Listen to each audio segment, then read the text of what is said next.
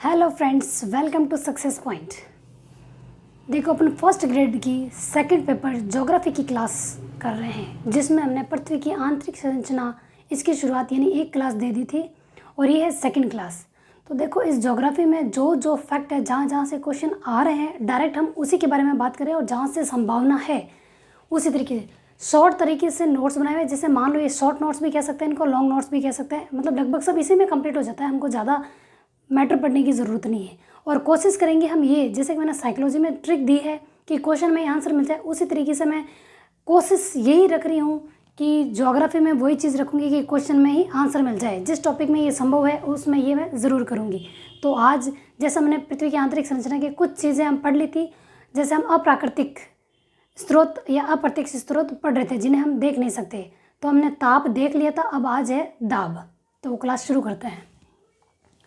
अप्रत्यक्ष से अप्राकृतिक स्रोत पृथ्वी की आंतरिक संरचना का। तो देखो, दाब यानी प्रेशर। प्रेशर कहाँ है? भूपर्पटी पर दाब कम है। भूपर्पटी, देखो ये पृथ्वी है तो ये है पर्पटी, पपड़ी। अब देखो, किसी भी चीज़ की पपड़ी होती है तो वो ऊपर ही होती है ना, तो भूपर्पटी यानी कि उस पपड़ी पर दाब कम होता है। अब ऊपर ही ऊपर पड़ी रहेगी तो उसमें दाब कम ही लगेगा ना। सबसे ऊपर वही चीज़ रखी हुई है तो उस पर दाब कहाँ ज़्यादा है? कोई नीचे चीज़ रखी हुई है, उसके ऊपर अपन कोई चीज़ रखेंगे तो नीचे वाली चीज़ पे दाब ज़्यादा पड़ेगा। तो जो सबसे ऊपर यानी भूपर्पटी, उस पर दाब कम होता है और केंद्र में सर्वाधिक होता है। अगर देखो, हमने चीज़ों पर चीज़ें रख दी है तो सेंट्रल में यानी केंद्र में सर्वाधिक होता है दाब। केंद्र में सर्वाधिक दाब। अंतरतम क्रोड दाब सर्वाधिक, यानी सर्वाधिक कितना होता है? 3600 किलो बार। ये याद रखना, किलोमीटर भी लिखा हुआ आ सकता है और किलो बार भी लिखा हुआ आ सकता है। इस चीज़ को ज़रूर देखना ध्यान से, किलो बार। देखो, सर्वाधिक दाब अंतरतम क्रोड दाब सर्वाधिक 3600 किलो बार। 3600 किलो बार दाब किसका? पृथ्वी की बात कर रहे हैं तो 3600 किलो बार, ये चीज़ याद रखना। और ये इम्पोर्टेंट है क्योंकि ये 3600 किलो बार अंतरतम क्रोड का एक बार पूछा हुआ है। नेक्स्ट, इसका कारण क्या है दाब का? तो पृथ्वी के क्रोड का घनत्व अधिक होता है और भारी तत्वों से निर्मित होता है। भारी तत्व कौन से? निखिल, लोहा, फिर मतलब ये चीज़ें जो उसमें है भारी चीज़ें होती है, इसके कारण उनका दाब अधिक होता है। ठीक है, भारी तत्व और इसका घनत्व अधिक होने के कारण। याद रखना, जहाँ घनत्व अधिक होगा और भारी तत्व होंगे वहाँ दाब अधिक होता है। तो पृथ्वी के क्रोड का घनत्व अधिक और भारी तत्वों से निर्मित होने के कारण ये दाब के बारे में बात कर रहे हैं। ठीक है, नेक्स्ट है घनत्व। पृथ्वी का औसत घनत्व, ये याद रखना, औसत पूछा है। किसका? पृथ्वी का औसत घनत्व। वैसे मैथ्स में निकालते हैं ना औसत, कैसे निकालते हैं? राशियों का योग बटा राशियों की संख्या, इस तरीके से निकालते हैं। तो ये औसत घनत्व पूछा है। तो औसत घनत्व 5.517 ग्राम प्रति घन सेंटीमीटर। पीछे वाली चीज़ को ढंग से नोटिस करना कि जब भी घनत्व की बात करें, देखो जैसे ये घ है तो ये भी घ है, घनत्व की बात कर रहे हैं। किसका? घनत्व की। घ से घर, घ से घनत्व, तो औसत घनत्व। ये जहाँ पे भी घ आ जाए तो पीछे याद रखना घन सेंटीमीटर आएगा, घनत्व का घ, घन सेंटीमीटर, और घन ग्राम प्रति घन सेंटीमीटर। तो 5.517 पॉइंट के बाद में 517 ऐसे संख्या पढ़ते हैं। तो औसत घनत्व, देखो औसत यानी कोई चीज़ को बराबर लेवल में कर दो, अपन अपनी लैंग्वेज में पढ़ते हैं ना, औसत यानी बराबर। बराबर कैसे? 5 थारान 5 मारा यानी 5.5। पीछे की अगर संख्या नहीं दी हुई हो, 5 दिया हुआ हो तो भी ठीक है कि 5 थारान 5 मारा, और औसत है, बराबर है भाई, तू ले लियो और मैं ले लियो, 5 और 5, तो औसत घनत्व। और देखो क्या है, गहराई के साथ घनत्व बढ़ता है। जैसे जैसे हम गहराई में जाएंगे घनत्व बढ़ेगा। हर चीज़ गहराई में बढ़ रही है, जैसे तापमान भी गहराई में बढ़ रहा है, बस उसकी वृद्धि दर अलग होती है, यानी एक ही स्पीड से वो चीज़ नहीं बढ़ती लेकिन बढ़ती जरूर है।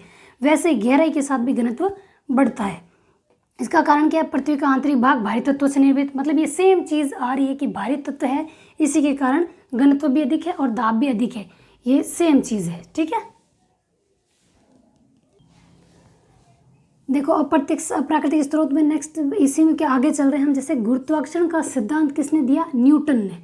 तो हम कैसे याद रखेंगे? देखो, गुरुत्वाकर्षण, इसमें भी देखो ऊ की मात्रा आ रही है, इसमें भी ऊ की मात्रा आ रही है। तो गुरुत्वाकर्षण का सिद्धांत किसने दिया? न्यूटन ने। ठीक है, गुरु ने क्या कहा कि भाई तो टन वर्ण भारी है। टन, गुरु सबसे भारी होता है ना, सबसे बड़ा, सबसे ज़्यादा उसी को महत्व दिया जाता है क्योंकि वो टन के बराबर है भाई, टन। ठीक है, गुरु याद करने के अलग अलग तरीका है। टन आवाज़ आई किससे? गुरु से। जो सबसे बड़ा होता है, सबसे बड़ा बर्तन अगर पटकेंगे तो टन की आवाज़ आएगी ना, तो गुरु यानी सबसे बड़ा पटकता है तो टन की आवाज़ आती है। तो न्यूटन गुरुत्वाकर्षण का सिद्धांत दिया।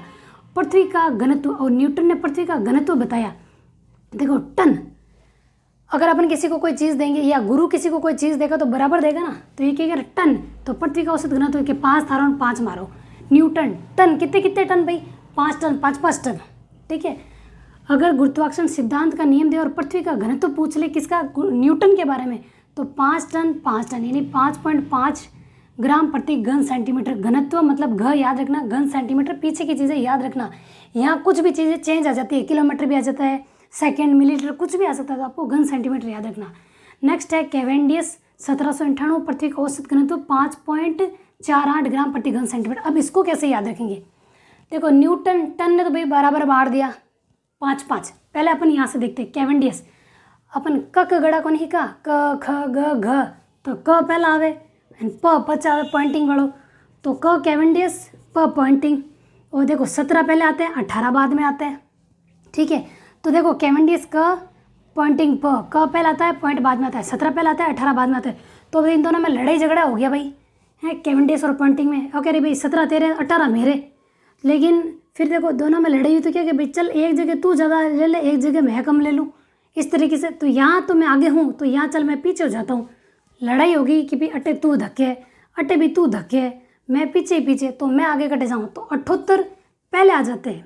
पॉइंटिंग, ये पॉइंट है देखो, 8 का पॉइंट, 8 का पॉइंट, लेकिन आगे लग गए 7, तो 98, 78 बोलने में याद रखना। कैवेंडियस 98, और ऐसे भी कर सकते हैं 100 से 17, याद करने के तरीका बता रही हूँ। तो कैवेंडियस ने कितना बताया, ये गुरु ने 5-5 किया तो शिष्य ने 1 कम कर दिया, 5.4, और 4 और 4 होता है 8, तो 5.48 ये किसका हो गया, कैवेंडिस। और 5.48 ये कैसे याद रखेंगे भाई, इसका कौन सा, इसका कौन सा है। तो देखो कैवेंडियस 1798 याद रख गया, कैवेंडियस 100 से 17, 1798। पृथ्वी का औसत घनत्व इसने 5-5 रखा, तो इसने 5.48 ग्राम प्रति घन सेंटीमीटर। तो क पहले आ गया, पॉइंटिंग बाद में आ गया, तो यहाँ 8 आ गए, तो यहाँ 9 आ गए, ठीक है। तो इससे इसने कम रखा, तो इसने इससे ज़्यादा कर लिया, ठीक है। तो देखो औसत घनत्व 5.48 ग्राम घन सेंटीमीटर और औसत घनत्व 5.49 ग्राम घन सेंटीमीटर, ये हो गया पॉइंटिंग का, ठीक है। मतलब पॉइंटों में फर्क आ रहा है, पॉइंटिंग। फिर धरातल का घनत्व, अब देखो जहाँ हम रहते हैं वो धरातल, उसका घनत्व, औसत घनत्व पूछा जाए तो देखो 2.6 से 3.6 भी आ सकता है और 2.7 से 3.5 भी आ सकता है। तो अपन को याद रखें धरातल का घनत्व, धरातल का घनत्व 2 अपन को ये चीज़ याद रखनी। पीछे वाले चेंज आएंगे, 6 भी आ सकता है, 7 भी आ सकता है, फिर क्या करोगे, तो बस ये चीज़ अपन को याद रखनी पड़ेगी। इन दोनों में से कोई भी आ सकता है, ये वाला भी आ सकता है या ये वाला भी आ सकता है, लेकिन पीछे की चीज़ याद रखना, यह है धरातल का घनत्व। देखो नोट, जो क्वेश्चन पहले आ चुके हैं उसको मैं नोट या इंपॉर्टेंट करके बता देती हूँ। तो देखो नोट लिखा है, केंद्र में घनत्व अधिक होता है, सर्वाधिक केंद्र में ही होता है। कितना, कभी 11 लिखा हुआ आ जाता है, कभी 13 आ जाता है, कभी दोनों आ जाता है कि 11 से 13, कहीं लिखा हुआ आ जाएगा 11 से 14, फिर क्या करोगे। तो 11 से 13 याद रखना है, 11 से 13 ग्राम प्रति घन सेंटीमीटर केंद्र में घनत्व है, ठीक है। कारण क्या है, लोहा और निकिल ज़्यादा है, या तो लोहा और निकिल आ जाएगा केंद्र में भारी होने का कारण, या फिर आ जाएगा भारी तत्व, ठीक है। नेक्स्ट है प्रत्यक्ष या प्राकृतिक स्रोत, जिन्हें हम देख सकते हैं, जैसे कि ज्वालामुखी, ज्वालामुखी से जो भी चीज़ निकलती है उसको हम देख सकते हैं, या फिर भूकंप आता है तो उसके जो भी झटके वगैरह आते हैं उनसे जो हानि होती है उन चीज़ों को हम देख सकते हैं, या क्या नुकसान है वो हमको पता होता है, तो वो प्रत्यक्ष स्रोत में आता है। तो देखो ज्वालामुखी, ज्वालामुखी से क्या निकलता है, तरल और तप्त मेग्मा यानी कि लावा निकलता है, तो वो लिक्विड फॉर्म में यानी कि तरल अवस्था में होनी चाहिए। पृथ्वी की आंतरिक संरचना में वो लिक्विड में होनी चाहिए क्योंकि लिक्विड बाहर निकल रहा है, लेकिन अत्यधिक दाब के कारण ठोस होना चाहिए। जब दाब अधिक होता है तो ठोस होनी चाहिए, तो फिर लिक्विड चीज़ कहाँ से आ रही है, तो ये गलत, इसको सही नहीं माना गया कि पृथ्वी तरल में या ठोस है, ये चीज़ गलत हो गई। नेक्स्ट है भूकंप, देखो भूमि का कंपन, देखो वैसे तो हम भूकंप के बारे में अलग टॉपिक है भूकंप का, वहाँ पे सब कुछ पढ़ेंगे, लेकिन जो चीज़ यहाँ पे पढ़नी चाहिए वो हम यहाँ से थोड़ा बहुत यहाँ से देख लेते हैं। जैसे भूकंप, भूकंप लहरों का अध्ययन, भूकंप लेखी यंत्र यानी सिस्मोग्राफ से अध्ययन होता है। किससे, भूकंप की लहरों का अध्ययन किस में होता है, सिस्मोग्राफ में। लहरें, देखो अब जैसे ये लहरें आ रही है तो इसको देखो, अब जैसे कि यहाँ पे बता रही हूँ, देखो ये हमारा ग्राफ है। जैसे हम 10th वगैरह नहीं दे रहे थे तो हमको एक ग्राफ देते थे कि हाँ भाई हम ये ऐसे डायग्राम नहीं बनाते थे 10th में, तो वो ग्राफ होता था। तो देखो भूकंप की लहर है, जैसे ये यहाँ से लहर आ गई, यहाँ से लहर आ गई, तो हम देखो जहाँ तक लहर पहुँच रही वहाँ पे हम इस तरीके से करते थे कि कहाँ तक पहुँची वहाँ पे उसका एंड, और ऊपर कहाँ तक पहुँच रही है, वहाँ तक हम ऐसे ऊपर करते थे। तो भूकंपीय लहरों का अध्ययन सिस्मोग्राफ, ये ग्राफ है। तो सिस्मोग्राफ में अध्ययन किसका है, लहरों का। ये लहरें आ रही है, लहरों का अध्ययन किसमें होता है, सिस्मोग्राफ में, ठीक है। उससे आगे है हमारी भूकंपीय लहरें। तो देखो लहरों के बारे में, लहरों से क्वेश्चन बहुत ज़्यादा आते हैं, तो उसको हमने बहुत अच्छी तरीके से पढ़ना है। मैं अच्छे से डायग्राम बना के फिर आपको समझाऊंगी कि मतलब उसको देखते ही आपको आंसर आराम से मिल जाए, सिर्फ देखने मात्र से आपको आंसर मिल जाएगा, एक बहुत ही अच्छी ट्रिक से। तो आज के लिए तो इतना काफ़ी है, लेकिन भूकंपीय तरंगे या लहर जो भी है वो हम नेक्स्ट क्लास में पढ़ेंगे, ठीक है। Thank you.